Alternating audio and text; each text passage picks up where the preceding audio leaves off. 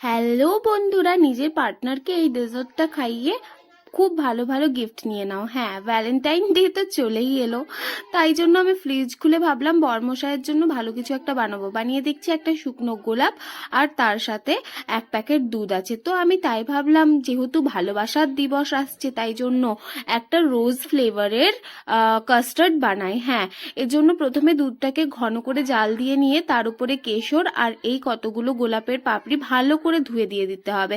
দেশি গোলাপ হলে খুব ভালো হবে, ব্রিটিশ রোজটাই কিন্তু ফ্লেভার আসে না। এরপর এলাচ দেবো, এলাচটা কিন্তু অপশনাল।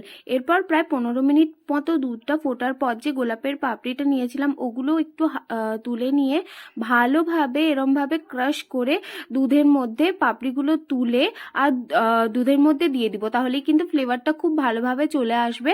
আর তার ওপর থেকে দিয়ে দেবো চিনি। চিনি দিয়ে ফোটানোর পর এরপর দিয়ে দেবো কাস্টার্ড পাউডার। আমি 2 চামচ দিয়েছি কারণ আমি হাফ লিটার দুধ নিয়েছি।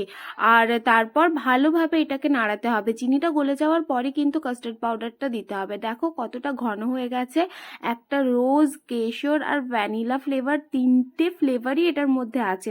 ভাবতে পারছো কি দুর্দান্ত খেতে হবে এটা। হ্যাঁ হ্যাঁ, এবার ওপর থেকে আমি দিয়ে দিব অ্যাপেলটাকে অবশ্যই ছুলে নিবে।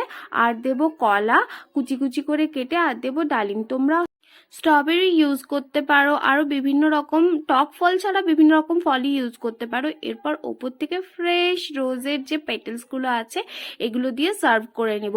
কি কেমন হয়েছে আমাকে কিন্তু কমেন্টে জানিও, আর তোমরাও বাড়িতে ট্রাই করো। আর ভালো লাগলে আমার চ্যানেলটা সাবস্ক্রাইব করে দিও। টাটা।